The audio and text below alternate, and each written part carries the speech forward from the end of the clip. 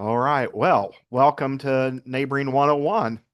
Good to have you join us live, many of you, and some of you that may watch this after the fact as a recording. This is session number 81 of Neighboring 101. Been at this a while, and every episode seems to offer something different and unique, and I certainly feel that way about today's session. We have a very special guest I'll introduce you to in just a moment.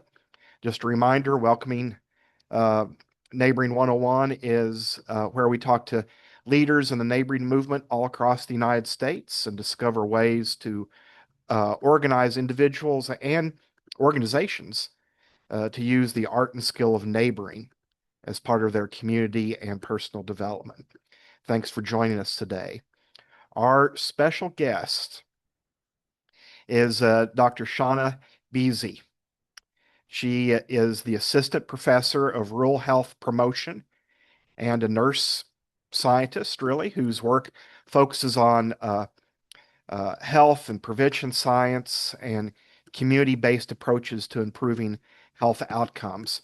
Her PhD is in nursing from Washington State University, and she works for Washington State Extension, so it's great to have an Extension colleague on. Her research is centered on how neighborhood environments and social connections and sort of the broader systems influence stress and resilience and overall health. In addition to her academic role, Dr. Beese is actively engaged in her community outreach work, working to translate research into practical strategies that support healthier, more resilient communities. Her work really emphasizes the importance of upstream, neighborhood level interventions and the role of social cohesion and support in promoting Oh my well-being. goodness. So it is great to have her on here today sharing her wealth of knowledge and experience with us. Shawna, thank you for giving of your time, and we'll hand it over to you. Thank you very much. Let You me have a pull that up. PowerPoint presentation Yes, for I us. do. Perfect. Well, so today I'll be sharing a little bit about my program, which focuses on neighboring as a legitimate health promotion strategy. As David said, I'm the assistant professor of rural health promotion and a Washington State Extension scientist. Additionally, I am very active in my own city, and I was a city council person for 8 years of my little tiny town of about 2,000 people. And last fall, they elected me their mayor, so I'm now their sitting mayor as well. So lots of community. I live and Woot breathe woot! neighborhood development. That's awesome. Mayor's in the house. So, who's this workshop for? I mean, it's for all of you. I really focus most of my work on people who are doing different neighborhood level facilitation and then helping people frame their understanding of healthcare promotion in a prevention lens. Because the second you do that, all of a sudden, neighboring and neighborhoods become the focus. My objectives for my presentation is I'll share just a little bit about my discipline. So, prevention science is an interdisciplinary. As David said, my PhD is in nursing population health, so I have a population health focus. But prevention science is really an interdisciplinary function, and I want to share a little bit about the assumptions of the framework. Then I'll talk specifically about my program that we're developing. Myself and my team are developing at WSU Extension and our theory of change. And then we'll get into the fun talk about what do we do at neighborhoods to make all this work. So the prevention science framework really focuses on a sequential step. First, you want to get your arms around the epidemiology. What is the big health outcome you're trying to impact? And for us, it's that chronic disease development. Chronic disease is about 70% of our healthcare costs. It's probably about 90% of the impact of quality of life for the majority of people.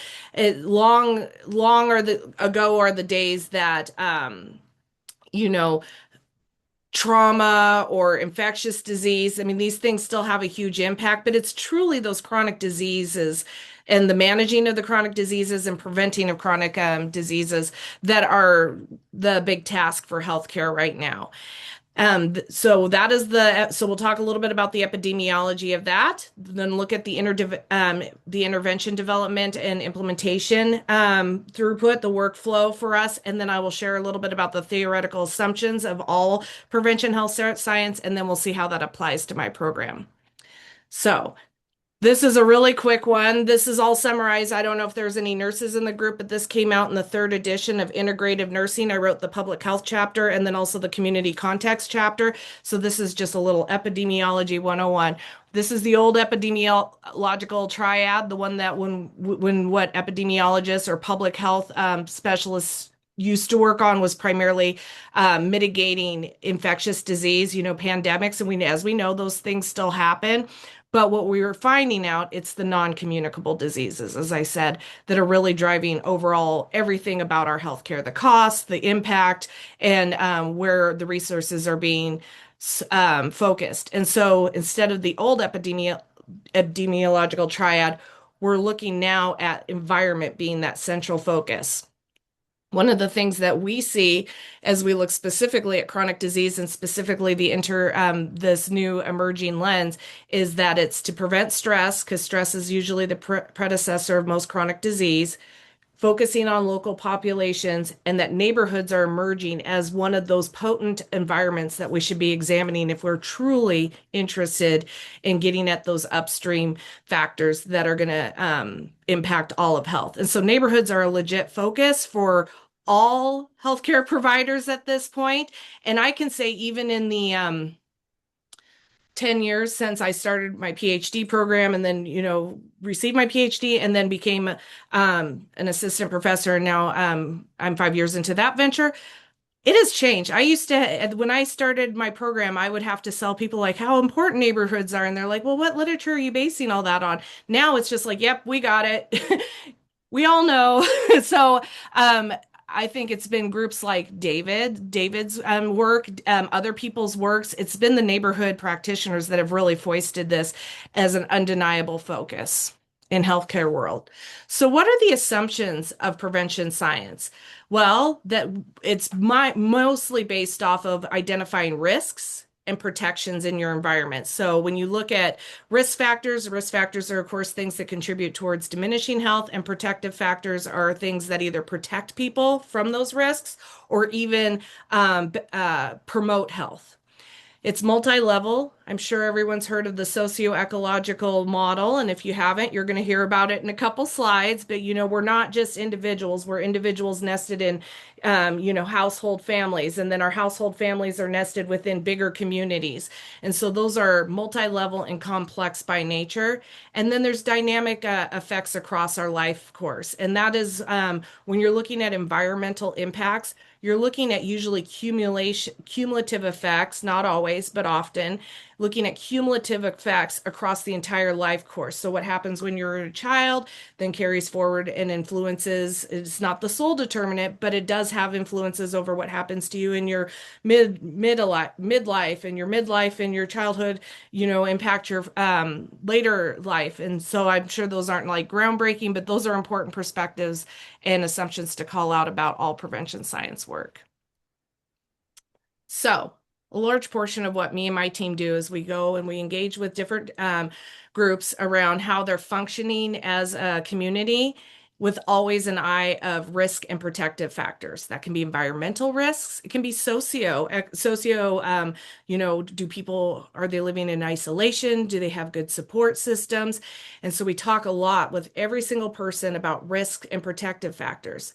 But risk and protective factors are not just clear an objective fact for all people. And that's been one of the big ahas for me in this work as you engage in communities is what I see as maybe a risk factor may very well be seen as a protective factor on behalf of the community that you're engaging. And so it's very important to couch everything in the context of the people that you're working with. We don't do things to or for, sometimes we do things for, but we never do things to communities. We ideally want to do things with communities.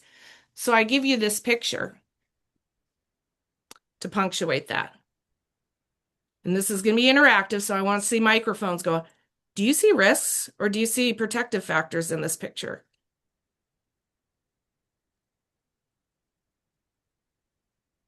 Chat or take your microphone off. Emily says risk. I'm going to side with Emily and say risk myself. Others jump in. I'd say risk as well. Exactly. So I would say if I was pulling up with a fellow associate, researcher into this community and we were driving up this road and we encountered this, I would know my eye sees risk. But this is something that has been like a humbling experience. We do have to approach all communities with this cultural humility and try to understand their realities. Because the truth, and just so you know, this is a blinded photo. This isn't like of somebody, and I would never share a photo of someone's child without permission. But it punctuates a point of a photo elicitation study that we were aware of. Is that for some people, this is actually a healthy experience. And so my child's out playing in the outdoors. How many kids have access to the outdoors anymore? We don't know who's out of frame. Sometimes there's community members or adult members out of frame.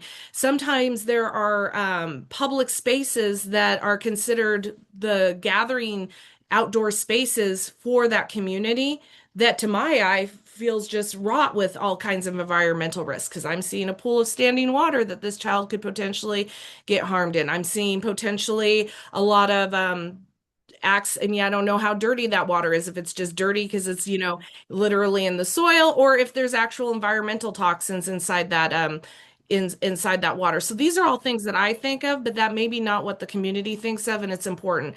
Another example of this is there was a one picture we were at a conference and a big tool that community researchers like myself use are photo elicitation, where you get people to take pictures of things about their community that say, show me what protection looks like, show me what risks look like in your, and some of the pictures are just so telling. One picture that we saw in a conference was a little girl riding a bike in what I perceived to be almost like a dump light setting. I've seen like exposed metal, I'm seeing rustiness, I'm seeing wood and this. But then the story that unfolded is like this was a big community gathering. Her whole family was there, the entire community there. This was this little child's birthday party. A bunch of people had gotten together to buy her brand new bike. And so to them, this was the epitomization of like social connection and social cohesion and how the community how their specific community really approached like it takes a village to raise a child, that this child wasn't just the parents, but that the whole community rallied. And so I just offer that as a perspective because I have been humbled many a times as I've been engaging with these communities. Something that to my eye, what my textbook told me is not the full story of what we need to engage when we're doing deeper work. All right. So here's that socio-ecological tier. Just by a quick show of hands, even with your reactions, who's familiar with this? Because if we're mostly familiar, and I suspect we are, I won't belabor the point, and we can just look at this beautiful graphic that the CDC put up. So if you can go down to your little reaction thing, or do they all have reactions? Yes, they do. It should have a react button. Go ahead and give me a little arms up if you're familiar with the socio-ecological model. Okay. I've seen one, Yeah, so it looks like maybe two, we oops. So it looks like it might be worth three. us to go through. Thank you so much for participating. So it looks like it's pretty much worth us going through. So from the prevention science lens, and really a lot of healthcare, this is a very popular model. As you can see, it's also the framework of prevention from the CDC's. People are not just considered their own separate entity. At the individual level, if you're engaging the individual level, you're going to talk a lot about healthy behaviors, whether that's sleep behaviors, and we'll go over this in another slide, sleep behaviors, eating behaviors, activity levels, but At that individual level, you're really dealing mostly with individual healthy behavioral choices. But as we know, that's not the sum total of what impacts our health. So then you also have to look at what's your household look like? Is there household resilience going on? What is the communication style and the interpersonal communication quality that's going on at the household level? And then you jump out to the community level, and that's the neighborhood level that I specialize in. And you look at things like what is the social cohesion factor? What kind of supports are going on? Is the overall neighborhood structure supporting the ability? So if you decide I'm going to make all the health changes in the world, but your family's sabotaging you and there's no way to walk, there's no place for you to exercise your activity, and the only food that's available to you is poor food, and then it's got 24/7 noise pollution and you can't get good quality sleep.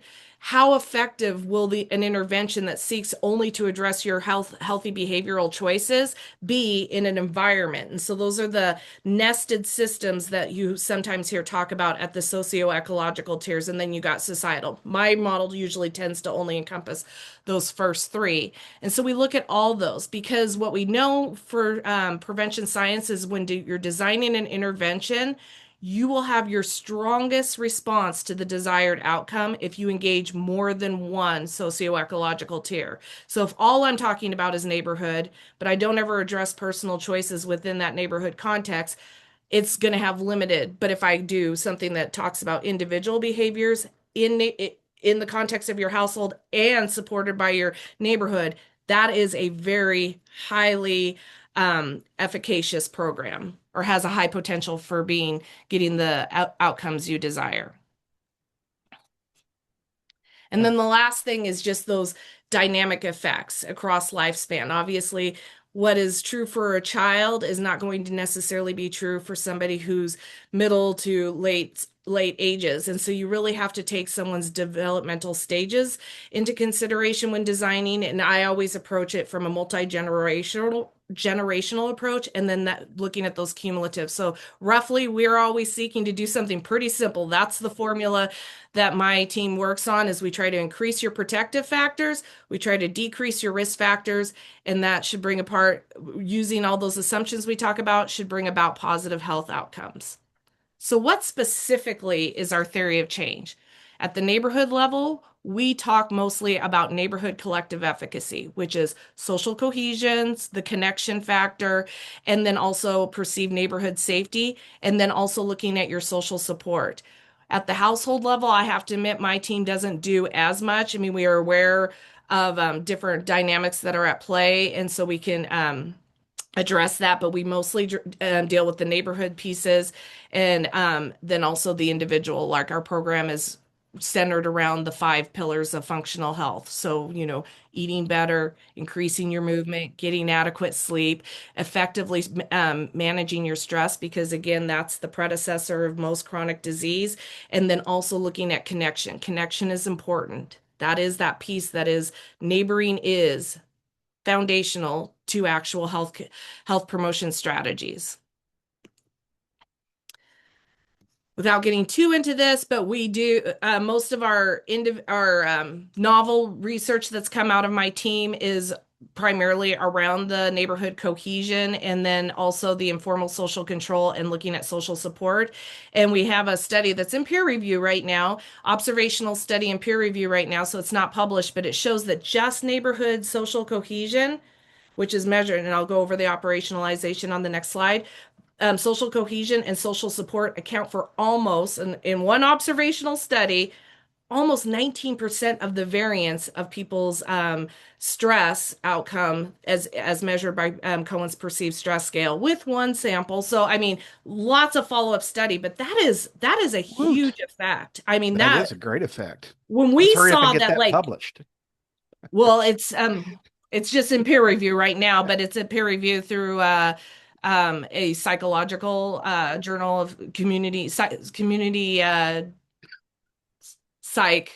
journal.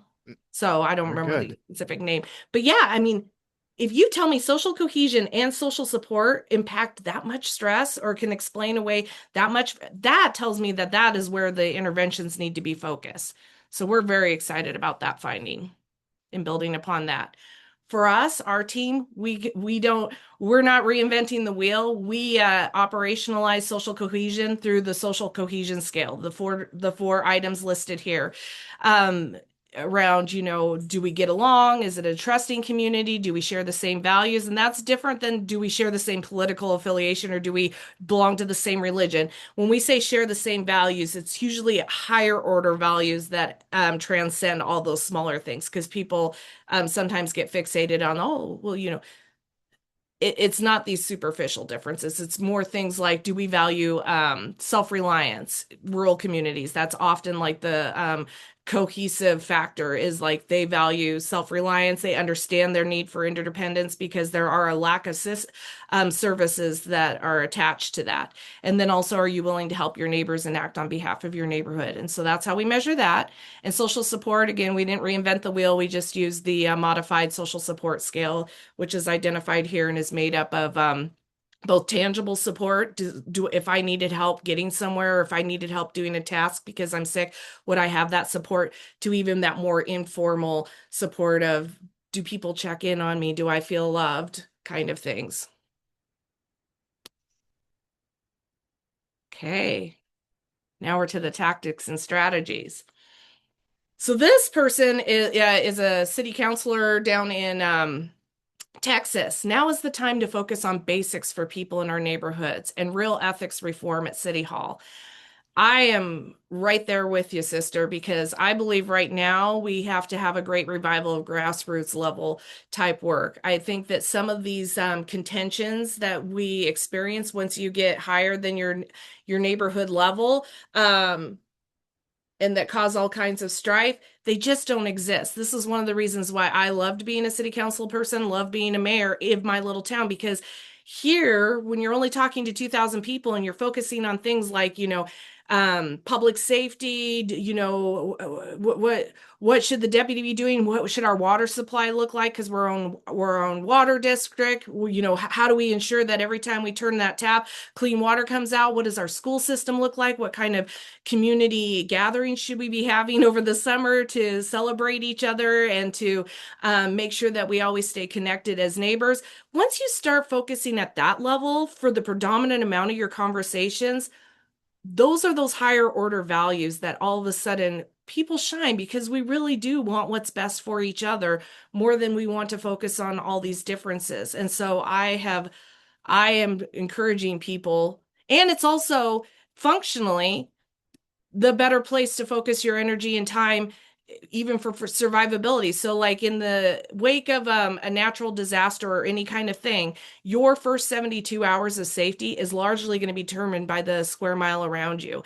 Did you guys have enough? Do you have neighbors that are willing to share food? Do you have neighbors that are willing to do things? And I think that post COVID, since this is so clear in all of our recent memory, we know what it's like to rely on neighbors. And it was very much punctuated for a lot of people. I hear this going around my state to all different kinds of communities. They know what it's like to have that very sobering assessment of, how connected am I with the people that I live around? Or because it really mattered at that time. And you either found out like, wait, it's amazing how connected I am. Sadly, some people found out that they had largely affinity groups and perhaps even virtual groups. And that's some testimony that we get when we go around the state, Mm. is people saying it was the first time in my lifetime that geographic location and geographic neighboring really was punctuated how important that was for me. Yeah, So that's a great statistic that you shared there. I had never heard that before about the first 72 hours. So great takeaway there, Shawna. And I should just at this moment give a shout out to my neighbor Luann, who was a hoarder of toilet paper, and I didn't consider that an asset until COVID. So I love that. shout out to her. I love that. So if people say to me, hey, I realized that I could be doing some work in the getting to know my neighbors. I realized that my canvas inside my geographic location was not as strong as I would like it. What do? I always tell people social connection is what is the predecessor of community. Community is that predecessor of belonging, and belonging, it looks like, is what actually impacts all that health. So while social connection isn't the end all be all, it's not the healthcare strategy on by itself. It is the predecessor to all the work that you're going to be doing downstream. And so get to know people, find your people. If you're extroverted, you know, make an event that starts to connect people. If you're not extroverted, then find ways to find the people who are making those events and support them.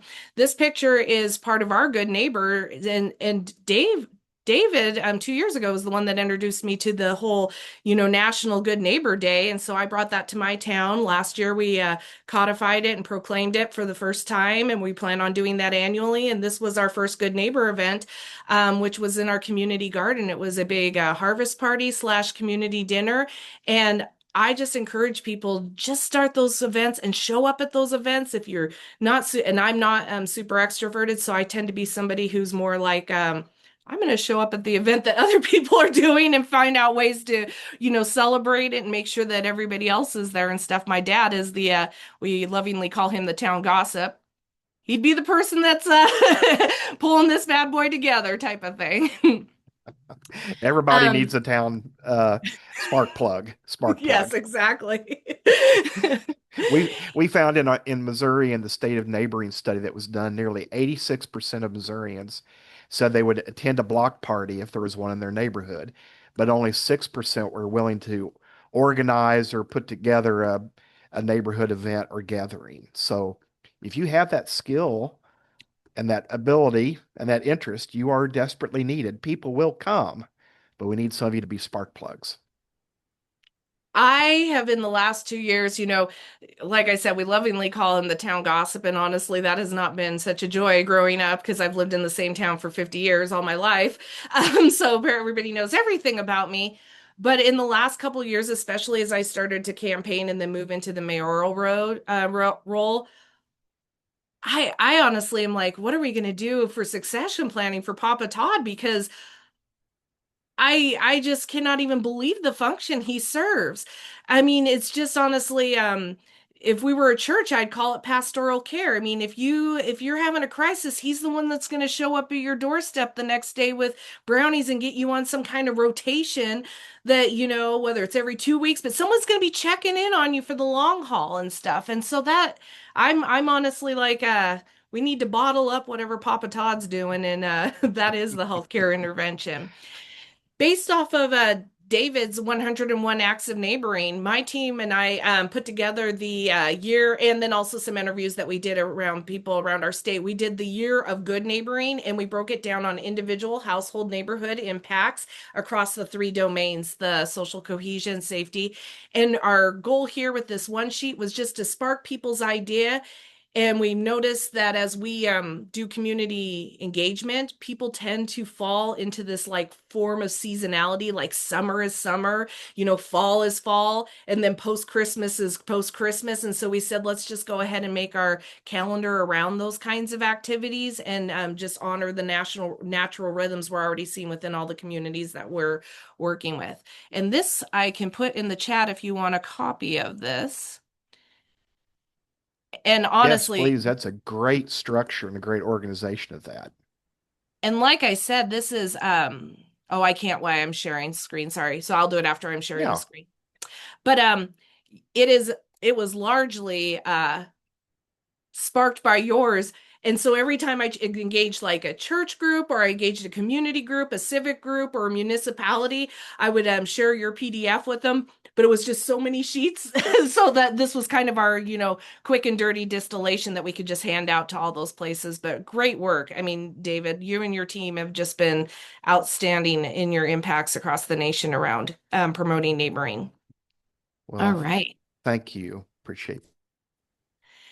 And then, as with always, you got to celebrate everything. Celebrate the small wins, celebrate the big wins. You're not going to get it right the first time. I mean, Lord knows we tried like five different things. My first good neighborhood, you know, I I was so excited about the idea of Good Neighborhood Day that we wanted to turn it into Good Neighborhood Week, and then I way overbooked, and then it was such a new idea to people that I created kind of a mess for the organizers in that there were so many people that were filtering in, and people wanted to do events, and it burdened everyone because somebody can't spend a whole week going to different events for good neighboring. So we way overshot the bill on that one. But now that we're going into year two, we're just doing three events: a Friday night block party, a Saturday or a Friday night harvest party, a Saturday block party with pizza, free pizza, and then one of the churches is sponsoring like an after church brunch for the whole community. And those are our only three events that we're promoting. Obviously, you wouldn't have to go to all three of them,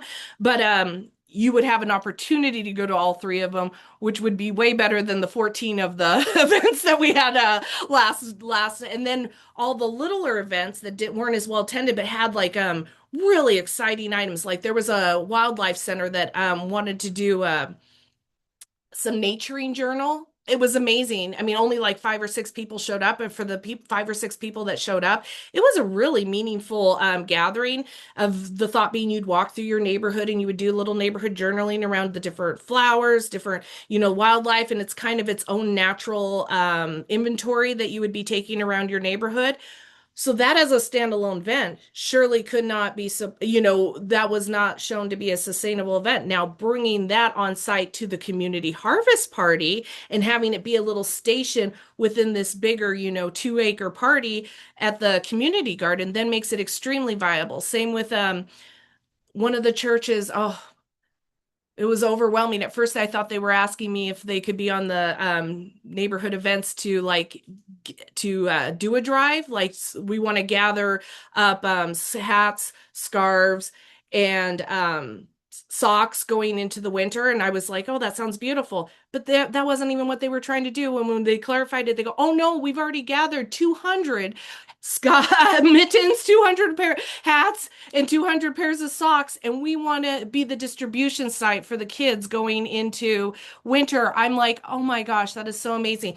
Again, now that's going to be a sub event that's going to be housed in one of those bigger three events. And so celebrate everything, celebrate every contribution that someone does, every limb that they go out on, even if it is only attended by two people and it maybe needs a little tweaking.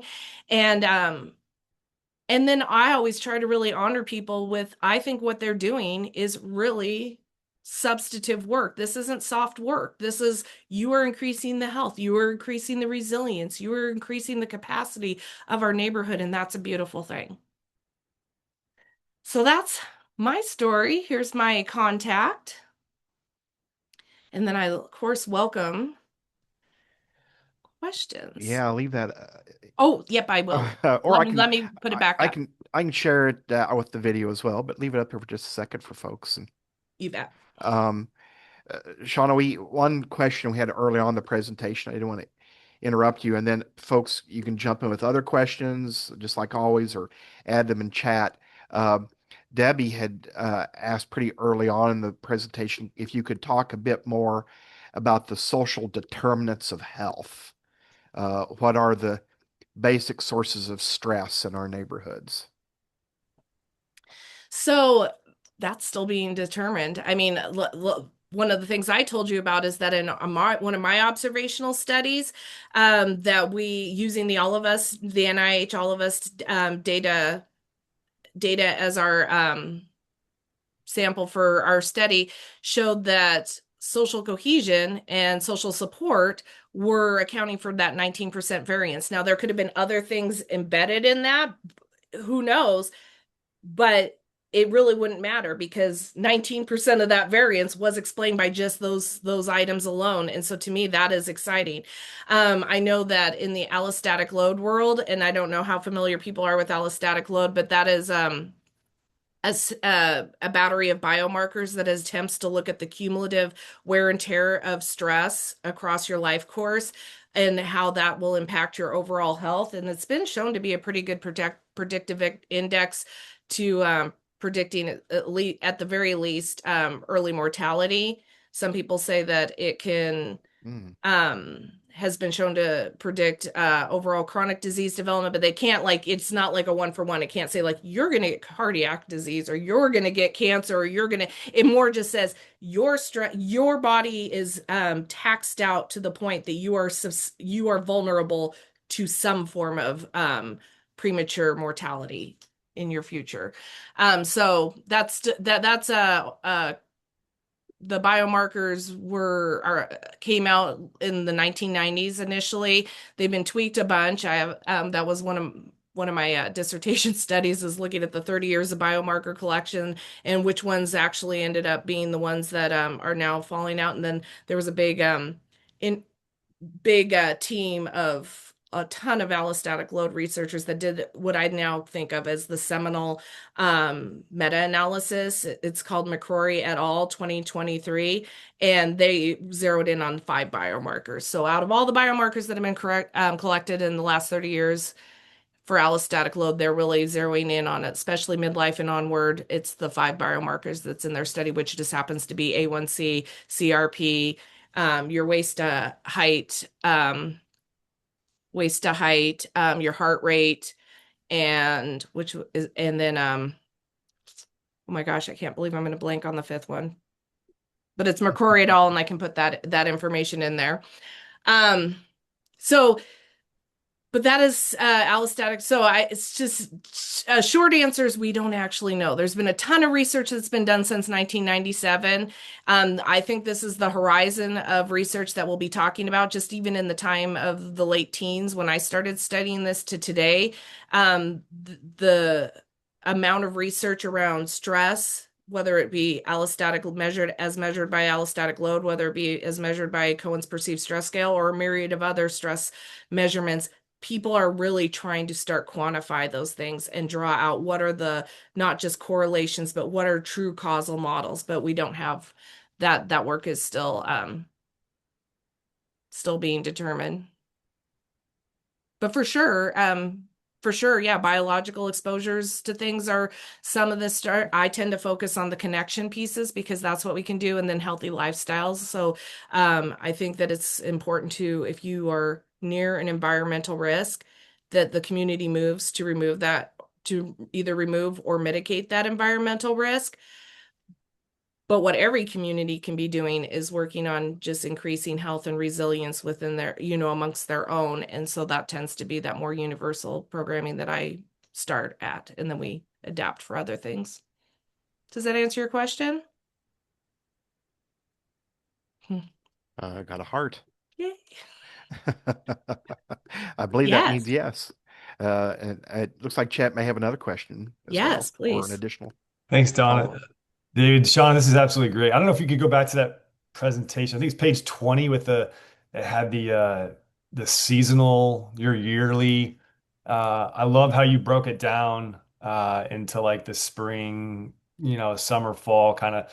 I've always thought that doing something quarterly to give folks, timely actions they can do, whether it's a spring cleanup or organizing a bulk mulch or a plant swap or doing a snow angel program for shoveling sidewalks could really give people be a great guide for folks. I didn't know, do you have this in a Google Doc or an Excel sheet?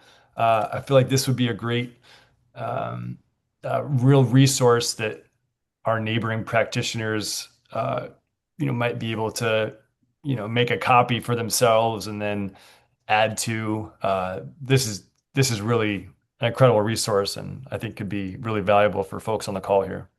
So I have this already in a PDF. If I Awesome. could figure out how to drop it in the chat, I would. But if worst case, if we're not able to overcome that in the next 20 minutes, I will email the PDF to David to send out to everybody who is Yeah, here.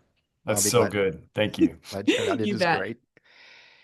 I remember when Shawna, when you and I first talked, and you were sharing about your dissertation and um, neighboring connections being such a positive impact on health. I love some of the numbers and some of the additional research you're sharing today, because that often comes up in community gatherings and neighborhoods. People hear the story, they think, yeah, I probably should connect as neighbors, but American culture is so much about what's in it for me? Like, I hear you, this sounds good, but what's in it for me? What? And it's one thing to say, well, there's health benefits to it, and you're doing a much better job of outlining what those health benefits are. Do you think that's a key approach, or should be our Yeah, key boy. approach when talking to people to get them engaged and activated? I think you're opening up Pandora's box right there. Um, Yes, I think that that can be an effective strategy. Now, what we do know is, what did I say the step beyond connection is? So connection is what we is the predecessor to community. Community is the predecessor to belonging, and belonging is what yields all those benefits we talk about. Whether you're a health researcher and you're yapping about the increasing of the health and quality of life, if you're a city planner and you're trying to increase resilience and increase community capacity, it is comes at the other end of when the majority of people feel a deep sense of belonging and are willing to act on behalf of their community. And that is really unique to get to experience that. It's been honestly a humbling experience for me because I didn't do anything right. I just happened to be born to the people I was born to and grow up in the city that I grew up in, the small town that I grew up in for my whole life, and didn't move anywhere else. That I received some of that benefit that I now, having had a associate professor or assistant professorship that takes me all around the state and engaging with tons of communities, that I realize not everyone has experienced a full sense of belonging, or that knowing that your neighbors have got your back, or knowing that, good, bad, or indifferent, yeah, they remember and often inappropriately remind you of what you did in sixth grade, even though you're a 50-year-old woman now. um, but on the flip side, there's never a day your children don't have a house to go to, if and there's never a day that there aren't people that are invested in you and your family, even if even if your family, as I say, even if Papa Todd is like telling all the secrets, the truth is he's still a community connector. And so back to your question, yes, I think you can sell it by what's in it for you, but I think to get to community, you have to at some point break that overall. It has to be a benefit to you to do it, or else we never get to the community level. When we look at deeper work around like what holds up on social cohesion, what holds up on increasing neighborhood safety, which is measured by the Ross Morowski's neighborhood disorder, or what prevents people from providing social support for each other, it's often that lack of trust. And that lack of trust comes from a lifetime of Mm, being told that what's in it for us is the only thing that should matter. Or that what's in it for us is actually what we think is in it for us, and that it shouldn't be measured by something even bigger. And I hear this now being articulated in the last few years. Post-COVID, I think, did everything, because some people really became like, oh, wow, maybe community mattered more than we thought it did. And I hear often now that people are trying to do deep work. Well, everybody wants the village, but no one wants to be a villager, because being a villager in mm, park means giving up some of what's in it for you for what's in it for the greater good. yeah, that's good. I'm still looking for the magic potion or the silver bullet or the magic wand to wave that brings all that together, that energize people to take action. But You different and me people seem to both, brother. come at from different perspectives sometimes, it seems. But um, I mean, if we could fully sell it with health benefits, I guess we would all eat better, have a better diet, for example. I'm saying that about myself. Um, Sometimes we hear those things, it's not always a motivating factor. And then I think sometimes it's the approach too. If like eating better or eating healthier is and this is the limits of like what's in it for me, if the eating healthier only matters because perhaps we might lose weight, or perhaps we might live longer, then it's going to be approached differently. If like all of a sudden increasing our community horticulture and growing food together and having communal meals and getting to experience eating with 70 people who are all your neighbors, and you guys grew the meal together at the end of Mm, a season, that brings a whole nother level that then I think has promoting, promoting the same behaviors, but in a different context with different motivations that I think are more sustaining than just like, oh, I want to lose 30 pounds. Like, oh man, I want to experience that again. I've never experienced. Somebody shared. Even if you weren't religious, you cannot help but to say grace over a meal that you've spent 6 months preparing with your neighbors and are now sitting down to eat for the first time. That's Yeah. just such a overwhelming experience that it just changes you. Yeah. Absolutely. Others, jump in here with some questions. Mic's off. Feel free to ask a question or add it in chat. There were about 25 of you on here. I think there's jump in with those questions. Nothing is too far off the wall for Dr. Beese. Throw her a curveball. Absolutely. Please. Anyone? Well, a lot of What successes have you seen in your community around to answer David's Mm, question? If people are on the fence about wanting to take that risk to foster deeper connection and potentially open themselves up for cohesion and support, what have you seen in your own practices that have been an effective motivator? In Excelsior Springs last year, we did a mayor's block party challenge where the mayor challenged the residents to have 50 block parties between Easter and Halloween. And we managed 51, so we pulled it off. But the reactions that I heard from a lot of people was, yeah, I didn't really want to go, but I knew I should. And then once you go and you have a good time, it's easier to plan the next one and you've got more buy-in. And I not coming from a scientific background, I'm curious what the dopamine hit is in mm. having a good time with your neighbors compared to scrolling social media. I mean, I don't know if there's a possible way to measure that, but is that the right uh, chemical that I'm thinking of that it is like a reward for doing something right?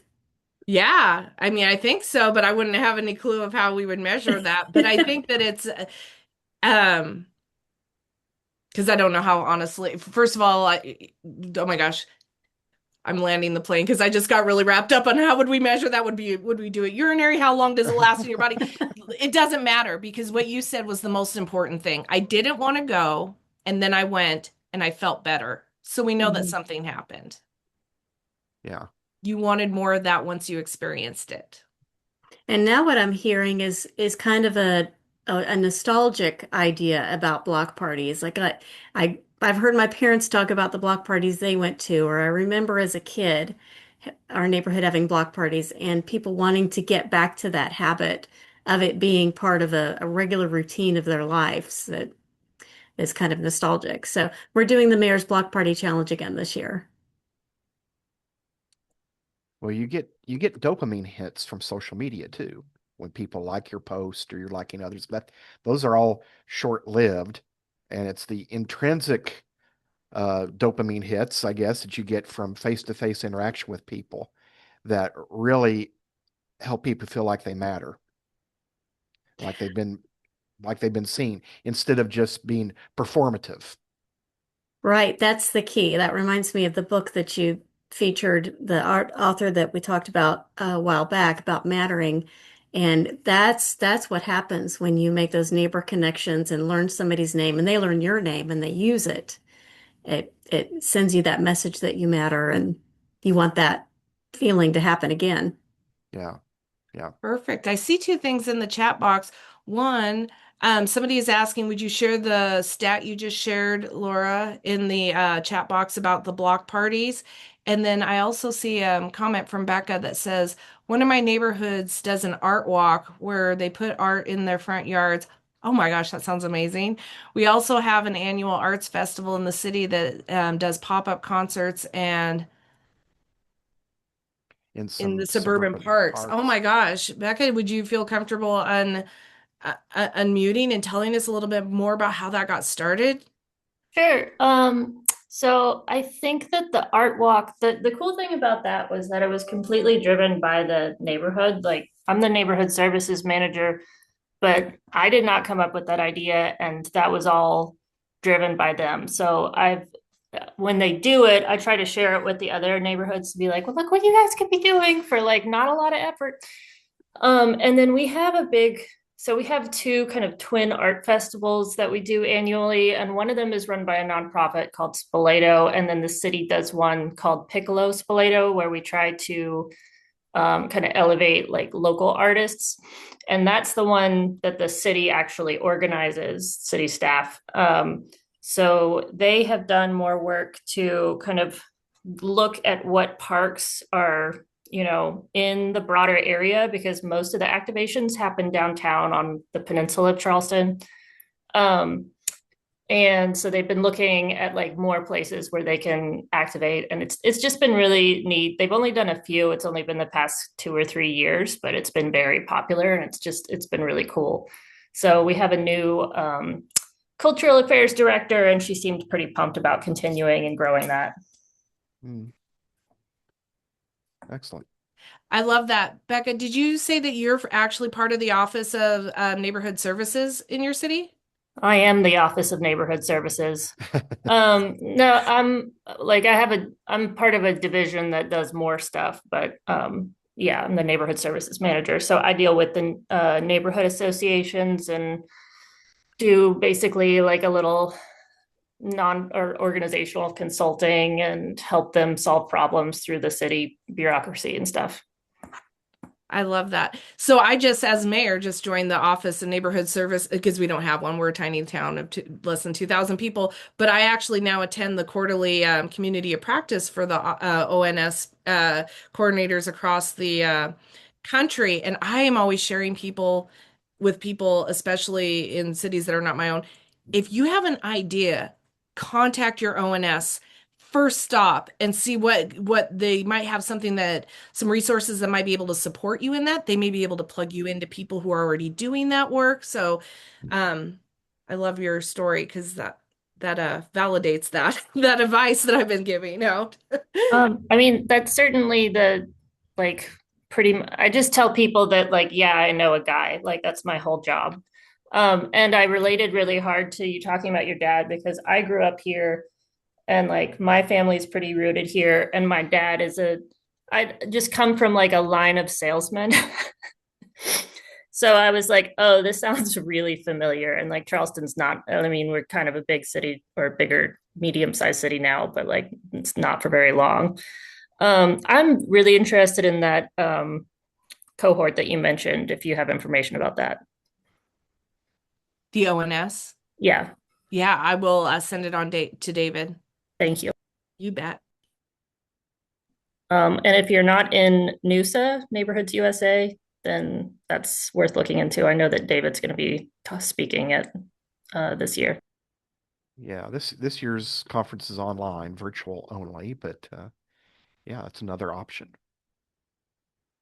Uh, Sean, I know you had several questions about the small steps chart there that you were presented, which is very practical application. Did you hear back from those about maybe what actions were most commonly taken or most popular among those that were wanting to get engaged? Which of those small Gosh, that's steps are really the favorites? that's really a good one. I would say that I have not actually heard somebody. Now I'm going to ask people, "Hey, you took one of my sheets. Did you ever end up doing anything with that?" Yeah. But one of the things that I hear quite frequently, because we tell everyone, again, if you're not the person that's going to organize a new event, just show up at any event you hear. The next neighborhood event you hear about, just go to it. And very much like Laura, I hear tons of feedback on that one all the time. And it's the exact same feedback that Laura talked about is like, yeah, I mean, I didn't know, but the second they went, oh, I got a chance to meet somebody. I mean, it ranges from just, oh, I had a really enjoyable time to like, I've heard some really like life-changing things about like neighbors that weren't getting along for whatever reason. Then they connected at the next event that they went to that was at the neighborhood. They got to see each other's perspective and, like ended up like solving each other's problem and stuff. And I'm just like, oh my gosh, that's magic. That's magic Yeah. right there. Yeah. Because even as we talk about here, neighboring, lowering risk levels and stress levels, I can hear some people in audiences I've been at saying, "Oh, you don't know my neighbors, though. I mean, they are so strange. It would just increase my stress. You just don't know what's going on over there. That would increase my stress." Do you hear that have you heard some of that type of feedback as well? Maybe how you've addressed that from this health perspective? Since I'm in rural health promotion, a lot of my interviewing is with actual rural communities, and I hear Mm, the actual opposite is especially in 2023, I spent a whole year just interviewing people for part of a study that in a scale that we were working on. And one of the things that I heard, if I can overgeneralize, was people think that we're the judgmental ones, but we are actually the ones with a higher tolerance for differences amongst us because we know that at the end of the day, it really doesn't matter what that house believes. We all need to plow each other's common road because the county ain't going to do it. And so how are we all going to get in and out? And I honestly was mm, my perspective had changed or things around in our state, we have wildfires sometimes during the summer months. And so there was a hyper awareness, at least amongst some of the rural citizens that I interviewed around, we kind of tend to live and let live. But boy, if you're doing fire safety wrong, that's the one time we will all universally call you out. So there's kind of like we don't get entangled in the differences unless it threatens all of our safety. And we also acknowledge already that there's an interdependence. Like none of us have a sense of community doesn't matter because that's how we survive type of thing. And I've kind of like was, oh, yeah. that's the hookup that I see sometimes working in suburban and urban settings, mostly suburban, is the lack that there's an actual interdependence. It's almost like, oh, it's nice when we can get along, but we don't need to get along. And at the end of the day, I can get my way. But that's not in fact true. If you take the macroscopic look at it, and it becomes less true the more less services that you have available to the community. Yeah. Well, that's a great observation based on the interviews that you did. That's wonderful. Well, I don't know if there's any other questions from the group. Everybody's been quiet and polite today, but um, if not, just be curious on microphone or in the chat. Could you just maybe share what was your takeaway from today? What's something you learned from today or a takeaway that you may apply?